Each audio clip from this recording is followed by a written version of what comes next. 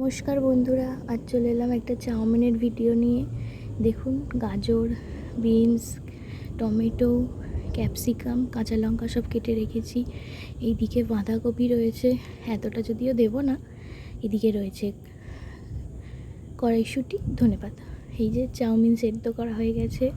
এবার কড়াই তেল দিয়ে দিয়েছি। প্রথমে গাজর দেব, তারপর ক্যাপসিকাম, তারপরে বিনস আর কড়াইশুঁটি দিয়ে দিয়েছি। এবার একটু নেড়ে নেব। এই যে বাঁধাকপিও পড়ে গেছে। এবার এগুলো একটু ভালো করে নাড়বো। এই যে টমেটো আর কাঁচা লঙ্কাও দিয়ে দিয়েছি।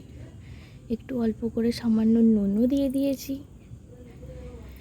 চাউমিন দিয়ে এবার আমি নাড়ছি। দেখুন কত সুন্দর লাগছে।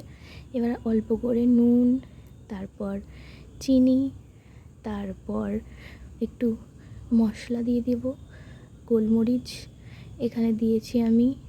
তারপরে এর মধ্যে দিয়ে দেবো একটু সয়া সস, যেটার জন্য আমার খুব ভালো লাগে।